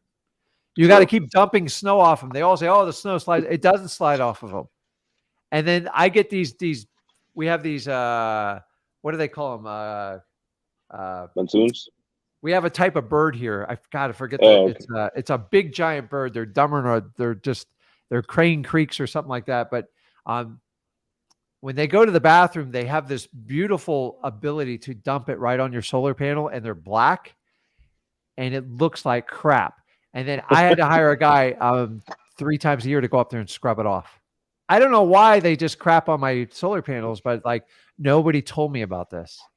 Wow. And the guy goes, well, when it rains, but when it doesn't rain for 2 or 3 months, like we have now, like they're covered in crap. Birds like to sit on them. So there's a lot of maintenance feature. And then there's issues with the roof when you do it. So just find out the details. Just part of the math problem. I'm going to, I have another question. Love. Go ahead. Okay. I have another property that the guy is going through a divorce. He owns a house, and they have to sell. He said they want to sell, but he said that he's waiting for the judge to let him know when he can sell. Do you have any? I'm pretty sure you have experience with those type of properties. Remember, yeah. Well, thank God I don't have any experience in divorce, other than my own parents, which was a disaster. Like everybody else has to deal with that crap. But My biggest challenge with the divorce is usually one party reaches out to you and the other one fights you on it. So do you have two people working together to try to sell the property? No, I reached out to the Yeah. husband. The wife is still living at the property. The husband is living somewhere else. He said that they both want to sell, but they don't. They're waiting on. He said the judge and the lawyer to let them know when they can start looking to sell. Okay. So I'm going to tell you my experience with divorce and wholesaling. The problem is usually have one highly motivated property. One of the partners is like they just want out, and the other one holds out for like full blood. And so before you ever do enter in any divorce like thing, make sure you have consent of both parties, or you're wasting your time. So a lot of times, if the husband reaches out to you, the wife, the soon to be ex, thinks you're enemy number one too. And I've gotten all the way to the closing table and like, oh my God. So I've had success with them, but like it's when two people can like be mature enough to just go, okay, it's over. Let's get rid of it. Let's move on. We got some challenge with the house. I want to move on. If you don't have that consent up front, then do not waste your energy, because you cannot referee that fight, dude. And God, if there's children involved, it's even worse. Yeah. Would So I have to be involved if I wholesale it? Would I have to be involved with the judge and the lawyer or any of that? No, they just No. They need consent to sell it. That's it. So they're never setting the price. The price is always going to be set by the married couple. And the problem is, sometimes the guy's just like, dude, I want out. Maybe they feel guilty for something they did. And the wife's like, no way, I got to raise my kids here, and you don't have the full story. So I've got a lot of those calls. So just make sure you sniff it out, because if you spend a lot of energy and time and find out one of the partners isn't going to sign the deed at the closing table, you're literally wasting your time. So Okay. make sure you find that out and go, listen, I respect you, but because here's a lot of questions. We go, listen, do I have to involve my wife in the sale of this? And I go, dude, it's a divorce. Like, yes. Oh, well, forget it. Okay. You can't, dude. Like most states, you need consent anyways. Even if you have a good marriage and you want to sell something, one can't sell without the consent of the other. So just make sure I go, listen, how does your wife feel about this? I get it. It's difficult. Can I have her number and just talk to her? And if he tells you can't talk to her, heed the warning, dude. It means they're on really bad terms. And guess who pulled you into it, Zeus? He pulled you into it. And now you are on the same level as him, and you are against her, and you wind up in this fight. Like, you're done with it. Like, dude, I'm never going to get married after I see stuff like that. But listen, I got to have consent, because it's just, I get it. It's hard. But a lot of times when it's fresh in the divorce, people make irrational decisions and call wholesalers because they want to fix a problem fast. There's no fast fix to the divorce. You got to go through the right channels. The price is always set by the people that own the property. The judge just says they want to make sure everyone's represented correctly. So they'll ask, are you good with it? To the wife, to the husband, are you good with it? And if one objects, then they have to come to an agreement. So a lot of the divorce decrees, they have to argue on what the value of the house is. And a lot of time, one wants $1 million and the other wants it just done. They don't want any money from it. And that's when a judge gets involved. And that's when you get appraisals and all that other crap, and it gets tough. So every now and then I've seen mature people go, listen, it just didn't work out, but we want to be respectful. And she has and like, I love working with people like that. But man, when they're in the full on fight, dude, move on. Because I spent my entire life with my parents doing that. And if you guys ever went through any type of divorce, it sucks. There's a certain maturity in life. Sometimes stuff doesn't work out. I don't want to get involved in other people's messes, because you can't fix that problem. Yeah, I think it's going to be a problem, because when I talked to the guy, he was not speaking so well about his ex-wife. So, no, but like that's not our job to judge. You just need to consent. So like, don't bring in. You can't pick sides, is what I'm telling you. And she's going to like say the same crap. Like it's like. You almost feel like you two need to talk, but like, it's not my job. I get it. It's tough, man. I went through a brutal divorce when I was growing up, severely affected the family, and it created a lot of issues when I was a teenager. And like, I get it. Like, I feel for people. It's tough, but I do understand sometimes divorce is just necessary. Some people just grow and they go different. So it sucks, but I'm just telling you, when people reach out to you guys in divorce, if you don't have consent of both parties, don't even do a comp. It's a waste of time. A lot of times I have to refer those to realtors, because they need a realtor to sit there and hold their hand 6 months through it. I'm not doing it. And in the end, if it's a problem property, then they'll bring it to me and I move on. So just save yourself. It's weird when one contacts you and the other doesn't. They go, I'm not talking to her. that means you are going to be the go-to between them. And it's like, you're going to have to negotiate between the two and you're never going to make it work. So, Yeah, I don't want to go through that headache. Last question. yeah. I found a seller through the code violations list. He has a property for sale, but it's on the MLS and it's been on there for like almost close to 300 days. He's like, he wants to sell. His brother's living in it. He doesn't want to live there anymore. He's out of state. But there is I looked up property. There is a real estate agent. Should I just stop communication with the seller and call the agent, or how do I do this? So have you talked to the seller? Or? I talked to the seller. I actually have to call him here like in the next 30 minutes. So we can, talk a little bit more about the house.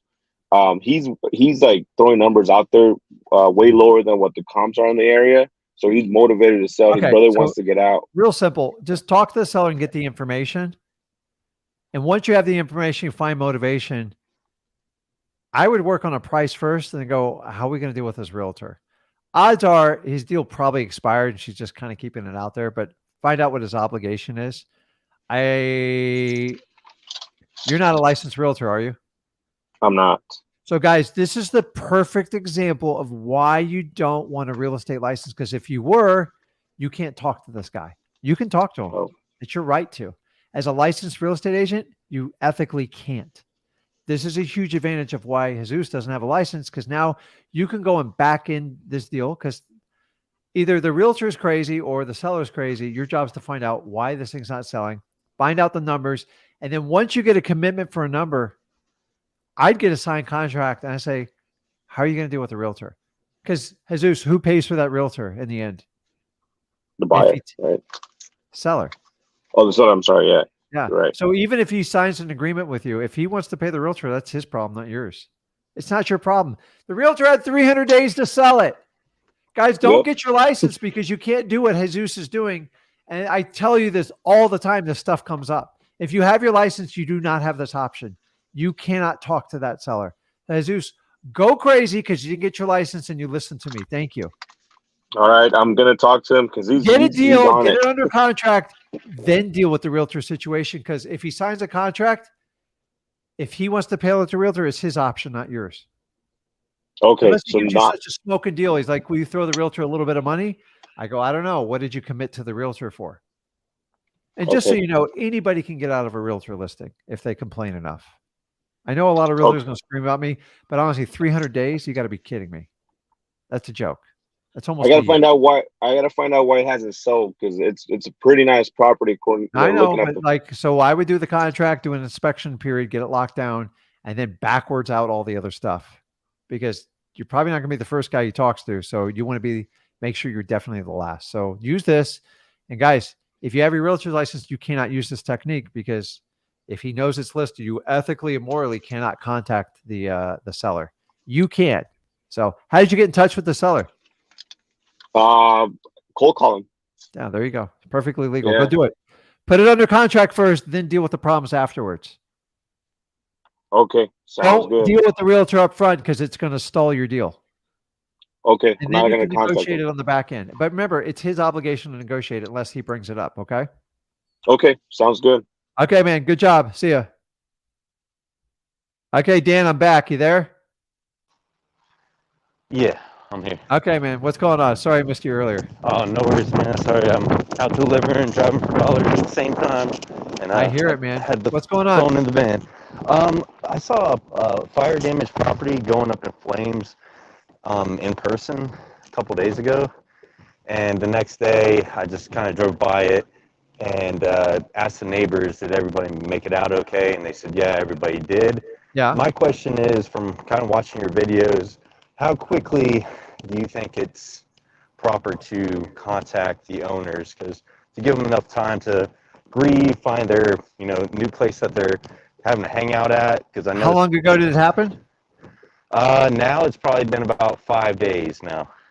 I mean, there's no real rules to it. Like, listen, if you want to contact them, just talk to them about safety and go, listen, I just want to make sure you're all right. I saw this happen. Like, I can't, like, what happened? Like, and just be curious and try to build a relationship on that. But If you're going to reach out to them early within the first few weeks, just don't talk about price like minute one because Okay.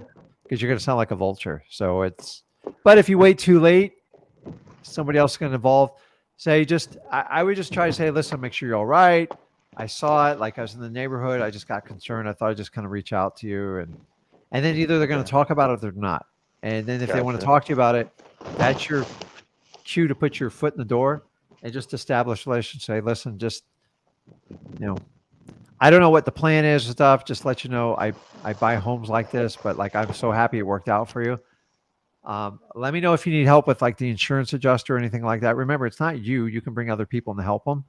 And then if you decide to help this, if you ever decide in the future to sell the house, I know you got a lot to sort through. My name is Dan. I just want to let you know what I do, and I'm just happy it all worked out for you. If you go from like helping people as far as like I want to buy your house, I fired it. It's very cold when you do that, man. So it's like chasing act. You know how lawyers get the reputation of chasing ambulances. You can get that if you chase fire. Like when the fire's going out and the firefighters are out of the way, like, hey, can you give the seller my card? It sounds cheesy, and you got to avoid that. So I don't have an answer for you of when. Sometimes you can reach out too soon. The day of is way too soon. I'd say a week to 2 weeks is respectable, but it's close. Okay. 30 days. But the problem is you wait 30 days, you could be beaten to it. And Yeah. you don't even know what their plans are. Like if they go like, no, we're going to rebuild, we're fine with it. Just move on. And I have a list. I mean, since I'm driving a lot, I've seen a lot of, burned down houses in actually very nice new HOA neighborhoods. You got a lot of fires in your area, or you in I California? guess so, man. I mean, I got some friends that are firefighters too, but I haven't even kind of reached out to them. Oh man, that's gold right there, buddy. Yeah. Don't get in trouble, but I'm just telling you, you know what to do with that. So yeah, I once almost got a postman fired, guys, because he used to tell me where all the special deliveries got delivered to, and he wanted to create a course for it. I go, dude, it's a really bad idea. He did it. He got in trouble. He got fired for it. But if you have a contact like that, I wouldn't share it publicly too much. But I'm just telling you, it's gold. But like, if you're nice and you're helpful with people, you can never reach out too early. But like, it's the same equivalent if you show up to a funeral because you want to beat like the 2 days after the obituary, like you're wasting your time. Like people just need time. So hopefully nobody died, nobody got hurt, but especially if it's their own personal house, they do need some time. So you just kind of, you got to take a risk sometimes and just got to make a decision, and you'll learn from your information.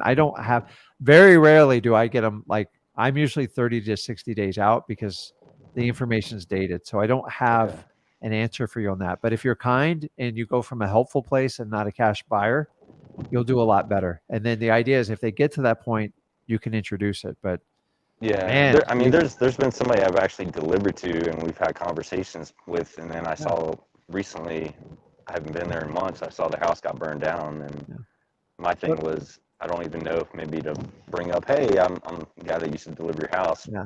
But then he's probably like, oh, you probably don't have enough money to get this house. Yeah. Fire damage, it's a process. So the idea is you set the leads up and you work through them, because most of them are waiting for insurance claims and the family has to make a decision. And so that's kind of how I approach the subject when I do it. So it just take it, and the date will tell you. Just like sometimes it's just some people react weird, and just don't take it personally. If your house burnt down too, you'd be like, what the hell are you doing? Call me. So now if they're outside in the house like that, it's a whole different, like I go for it. But like the phone, people are weird, man. So especially in like probate, fire damage properties. So you got to just kind of design your own comfort level. But remember, if you're going to somebody like in probates, I tell people never attack the price on the first phone call, because that's what everybody else does. If you do the opposite of what everybody else does, you have a much better relationship. And then you can eventually get to if they're going to do a deal with you. Remember, we're never selling. All we do is qualify and build great rapport. And if you do the two things, you'll do very well. The people who try to sell everybody, you need to be a realtor if you want to do that. Wholesaling, either they want to do it or they don't. And either they have the confidence and you walk them down the path. And that's how the game's played. There's no other secret to it, guys. I was in a high-stress, high-performance sales job and a corporate job for 12 years. Wholesaling is completely opposite. It's much easier. The hard part is finding the people. That's the challenge. So take a risk, take a shot, but just go from a loving, helping, like, hey, I want to help you out. In those new HOA neighborhoods, is there some restrictions or anything with you have to kind of sell it back to maybe the builder to buy to build an No, exact same house? HOAs for the most part just want to keep clean communities Okay. and keep everyone's property values up. So they have to make accommodations for a fire dome. But trust me, I've been part of a lot of they don't have the money or the time to buy the houses or the specialties and the resource, especially a burnt down house. So Okay. they're just going to tell them, you got 1 year to get this problem fixed. And if they abandon it and leave it, then the HOA would get involved and foreclose on the home. Okay. But even then, it just goes up for auction. A builder buys it, and then they, put up a new house or renovate it. So Okay. HOAs, honestly, they don't have the resources or the budgets to do it. Condos, different story. Whenever you get in condo communities, a lot of condo boards have first right of refusal, especially on auction properties. Okay. So Gotcha. I had one question if I can ask you about go ahead. software. Have you tried out the Privy at all yet? At all? It's to be honest with you, most new investors don't need it. Okay. And I don't have a problem with Privy. It's just I just think it's for a new wholesaler. It's unless you're in a very challenged state, it's the only way you can get the information. But like, all I can tell you, if you want to do it, is just try it out. I've tried it. It didn't help me at all. So I'm just Okay. but it helps in certain states, but it gives a challenge. Like, how many pieces of software do you need? The reality is, if you find people with problems and you get a house that needs to be sold, you have a much better advantage. The problem with Privy is you start playing like you guys are going to start to become realtors if you do that. Now, is it a great tool? I'm sure it is. I've tried it out. We just didn't see the real benefit for it. But you guys kind of know where my markets are. I know a lot of people are in different markets. Honestly, you got to buy deep discounted properties, and it's too easy to find values now. So to do an expensive service like that, Gotcha. like, remember, my goal is to get people started and get deals and get you to your first 100 grand. You don't need Privy to do that. But would it help you? I don't know. You have to make that decision. It didn't help me. And I'm just giving you my opinion. If you don't see me putting it on the bottom here, I don't use it. And like, guys, I do this. I've been doing this 20 years. If I think it's a value, I'll tell you. I just think there's more. I don't know. I just think you can get a lot more value on some other software services, but I might change my mind down the road. Like, don't nail me in the corner, but like, as of right now, I don't think it's required. Now, if you're doing it on a more advanced level and you're dealing deals all over the country, I get it. But for the most part, we're all doing local markets or a virtual market or two. And for the most part, PropStream or batch will more than suffice, and it's much more affordable. But you guys make the choice. You don't need any software to be successful in wholesaling. So the minute you start using the crutch for software, it's going to lead you down the shiny object syndrome, and you're going to it's painful. So I've been that. Guys, for the first 2 years, I never even used the software. Different time, different age. I get it. Hunter's probably like, yeah, I wasn't even born when you did it, Mr. Ginn. Like, I get it, guys. It's a different world, man. But if you think it's a value to you, then just do it. I would be reckless to recommend it for starter wholesalers, because most of you are going to go, well, I wasted my money on that. I'd rather you spend the money like doing door knocking, driving for dollars, getting lists and stuff like that. Awesome. But thank you so much. check it out. If it's a value to it, give it a shot. But I know it's almost about twice the price of the normal services we do. And like, it really only has like one specific task. And so I don't think you need it as a starter wholesaler, but guys, if you're going to go, like, when you get up and you get a team and stuff, then the world changes on how you operate in this business. For the most of you guys, I'm just trying to get you started. And if you start chasing around anything that's going to help you, it's going to get expensive fast. So the advent of Google Sheets, email and everything like that, it's like there's a lot of things that I want you to get the skill set and the mindset. I can make money with no money. And then when I have money, I'm going to be the most dangerous person in wholesaling. And if you come from that mentality, you'll do very well. The person who thinks they need every tool, every coach, every wholesaler, in the end of the day, it's always you that's accountable. You have to do the work. And honestly, they would like you to do the work, but the reality is, if you don't do the work, they still got paid. So it's on you. So at the end of the day, if you know you're going to get a good education through freewholesaling.com, you just have to put in the work. Don't rely on all these third-party services. If it helps you, like if you do PropStream, over hiring another employee, it's much, much cheaper. An employee is going to cost you $2,500 to $3,500 a month just to do like basic stuff. It ain't cheap anymore. So Awesome. Thank you, man. Okay, man. I'll see you. So let's see here. Okay, guys. Well, I got my green shoes for you that I'm going to go get yelled at when I go in the gym. Like, it's not yelled at. It's like everybody, tell me more about the shoes. I'm like, I don't know about you guys. Like when I go to the gym, like I don't want any more friends at the gym because like I want to get down and get the business and just push my muscles and get back to the things I want to do. So it's like, so guys, go out and enjoy your day. And I want you to take heart what we talked about, giving you the blueprint for the $10,000. And guys, you got to take the extra effort and get through stuff. I can tell you all the conversation I have with you guys is just going that extra step. And the reason I'm here is to help you, give you that extra little boost of support to go, you're on the right path. Just watch out for this. And I try to talk to everybody. I really try to talk to everybody. So jump on Monday night, 5 p.m. Eastern for all the people I missed. Carlin, Alex, everybody. I mean, the list is so long. And honestly, I run out of people to talk to on Monday. So if you want to join me on the live streams, go to Rick Ginn and make sure you subscribe that. If you're subscribed, I'll let you on there. Also, check out Zach, my son. He's going to be on Sunday night. I believe he does 10 p.m. Eastern. Helps a lot of you guys on the West Coast. And I know you guys like to talk to the young guns. And he has a lot of great content. So guys, do me a favor. Make sure you subscribe to this channel. I really appreciate it. Make sure you smash that like button. It helps us out a ton. Guys, go out there and get deals. Fight for yourself, guys. I believe in you. You can easily do this. You have what it takes.